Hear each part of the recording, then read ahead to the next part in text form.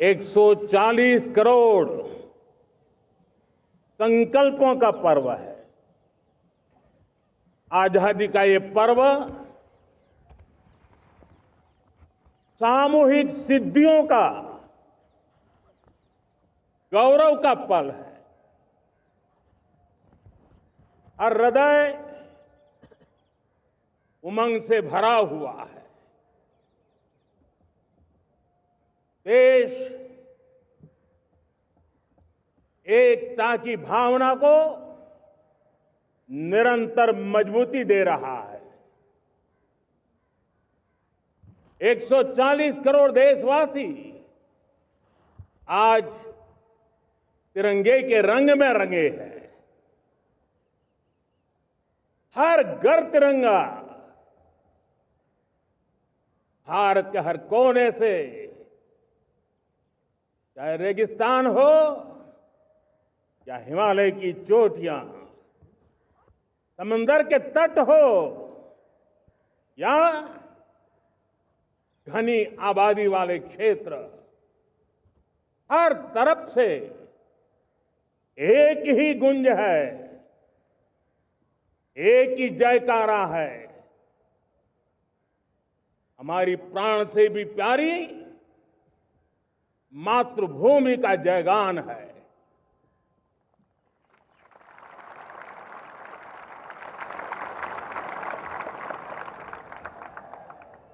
मेरे प्यारे देशवासियों, सन 47 में अनंत संभावनाओं के साथ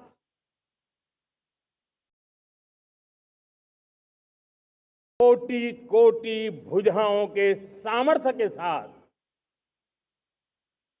हमारा देश आजाद हुआ। देश की आकांक्षाएं उड़ाने भर रही थी, लेकिन चुनौतियां उससे भी कुछ ज्यादा थी। पूज्य बापू के सिद्धांतों पर चलते हुए संविधान सभा के सदस्यों ने एक बहुत ही महत्वपूर्ण दायित्व निभाया। भारत का संविधान गत 75 वर्ष से एक प्रकाश स्तंभ बन करके हमें मार्ग दिखाता रहा है। भारत के संविधान निर्माता अनेक विद महापुरुष डॉक्टर राजेंद्र प्रसाद, बाबा साहब आंबेडकर, पंडित नेहरू, सरदार वल्लभ भाई पटेल, डॉक्टर सर्वपल्ली राधाकृष्णन जी, इतना ही नहीं, हमारी नारी शक्ति का भी योगदान कम नहीं था। हंसा मेहता जी, दाक्षायणी, वेलायुधन जैसी विदुषियों ने भी भारत के संविधान को सशक्त करने में अपनी भूमिका निभाई थी। आज लाल किले की प्राचीर से देश का मार्गदर्शन करने वाले, देश को दिशा देने वाला संविधान के निर्माताओं को आदरपूर्वक नमन करता हूं।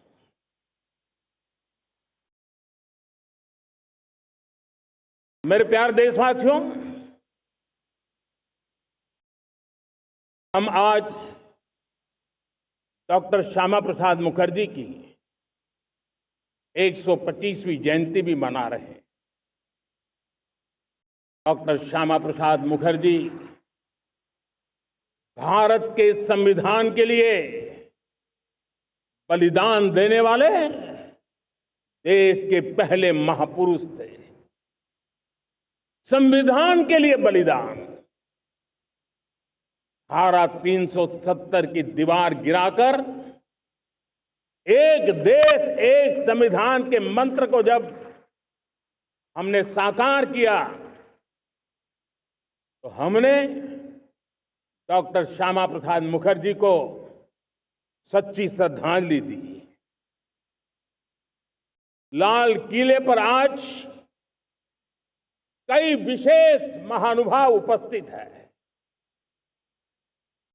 दूर सुदूर गांव के पंचायतों के सदस्य हैं, ड्रोन दीदी के प्रतिनिधि हैं, लखपति दीदी की प्रतिनिधि हैं, खेल जगत से जुड़े लोग हैं, राष्ट्र जीवन में कुछ न कुछ देने वाले यहां महानुभाव उपस्थित हैं। एक प्रकार से यहां मेरी आंखों के सामने मैं लघु भारत के दर्शन कर रहा हूं और टेक्नोलॉजी के माध्यम से विशाल भारत के साथ भी आज लाल किला जुड़ा हुआ है। मैं आजादी के इस महापर्व पर देशवासियों का, विश्व भर में फैलाए हुए भारत प्रेमियों का, हमारे मित्रों का हृदय से बहुत बहुत अभिनंदन करता हूं। साथियों, प्रकृति हम सब की परीक्षा ले रही है। पिछले कुछ दिनों में प्राकृतिक आपदाएं, भूस्खलन, बादलों का फटना, न जाने कितनी कितनी आपदाएं हम झेल रहे हैं। पीड़ितों के साथ हमारी संवेदना है। राज्य सरकारें और केंद्र सरकार मिलकर के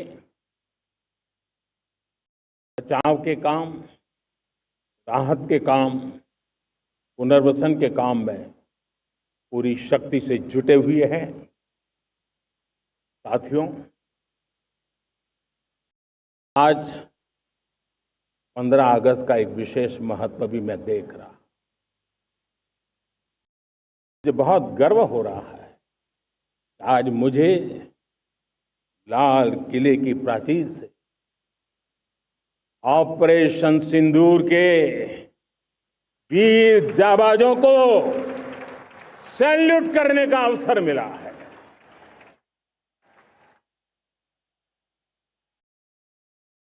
हमारे वीर जाबाज सैनिकों ने दुश्मनों को उनकी कल्पना से परे सजा दी है।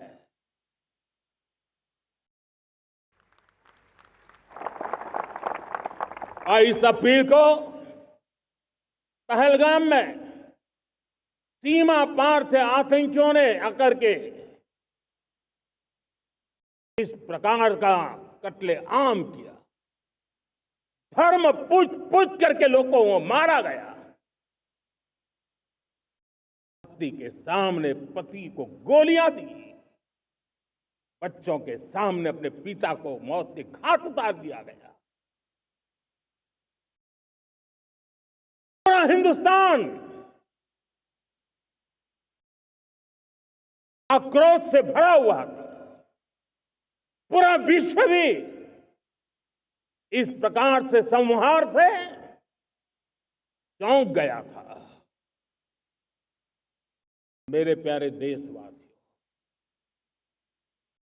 ऑपरेशन सिंदूर उसी आक्रोश की अभिव्यक्ति है।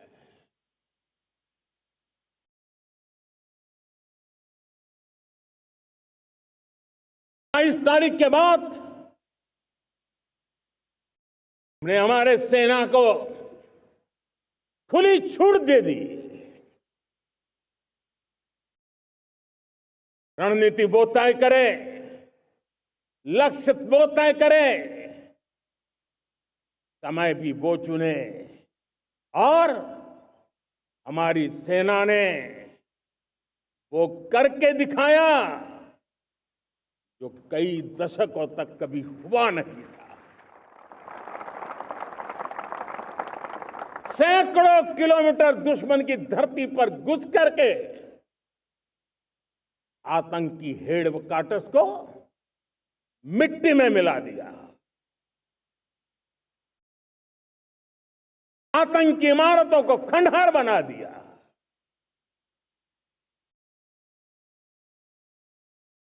पाकिस्तान की नींद अभी भी उड़ी हुई है।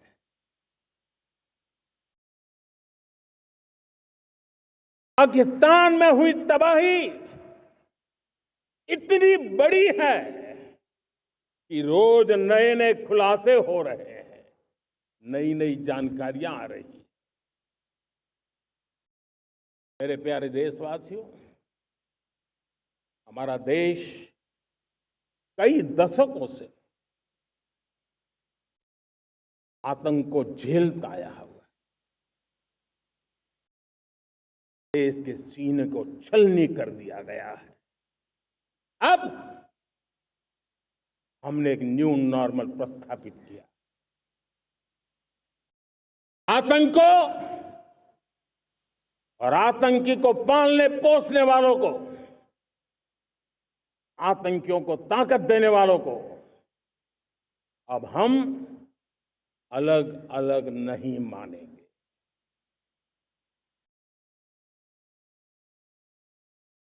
मानवता के समान दुश्मन है, उनके बीच कोई फर्क नहीं है।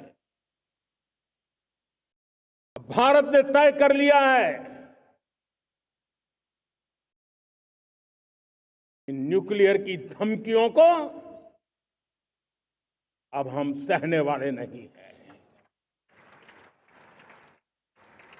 न्यूक्लियर ब्लैकमेल लंबे अरसे से चलाया, अब वो ब्लैकमेल नहीं सहा जाएगा।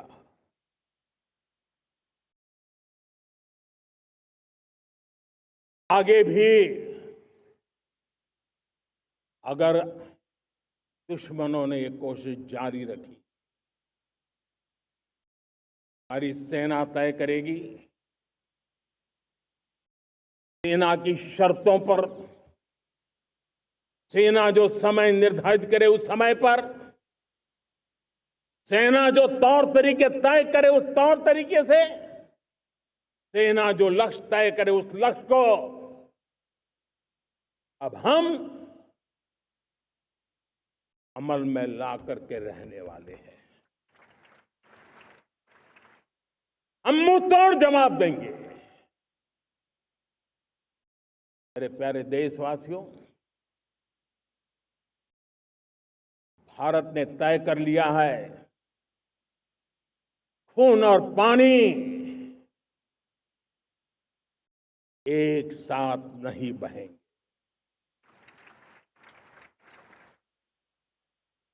अब देशवासियों को भली भांति पता चला है कि सिंधु का समझौता कितना अन्यायपूर्ण है, कितना एक तरफा है।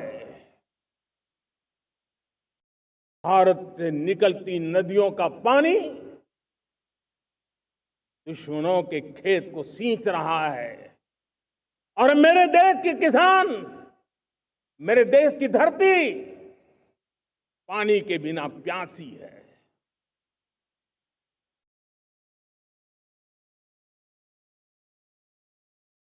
ऐसा समझौता था पिछले 7 दशक से मेरे देश के किसानों का अकल्पनीय नुकसान किया है।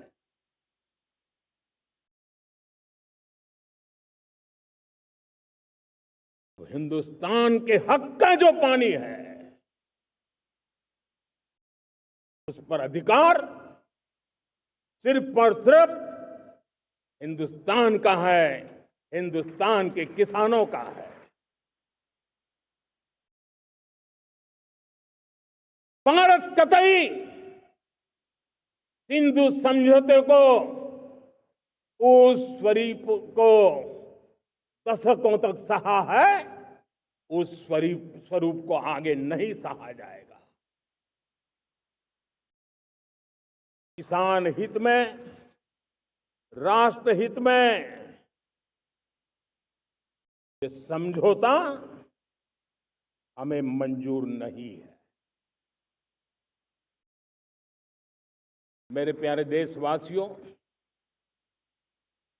आजादी के लिए असंख्य लोगों ने बलिदान दी,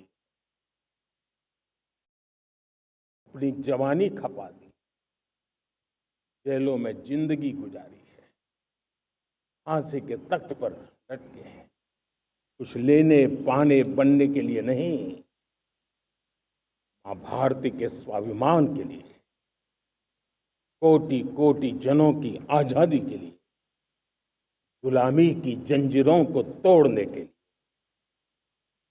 और मन में एक ही भाव था, स्वाभिमान। साथियों, गुलामी ने हमें निर्धन बना दिया, गुलामी ने हमें निर्भर भी बना दिया, औरों पर हमारी निर्भरता बढ़ती गई। हम सब जानते हैं, आजादी के बाद कोटि कोटि जनों के पेट भरना बड़ी चुनौती थी।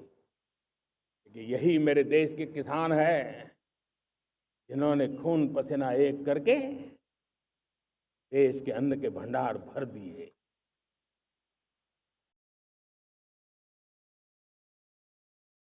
अनाज के संबंध में देश को आत्मनिर्भर बना दिया। एक राष्ट्र के लिए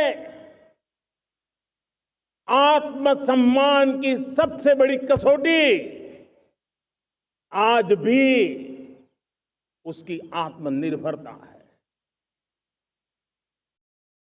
और मेरे प्यारे देशवासियों, विकसित भारत का आधार भी है आत्मनिर्भर भारत।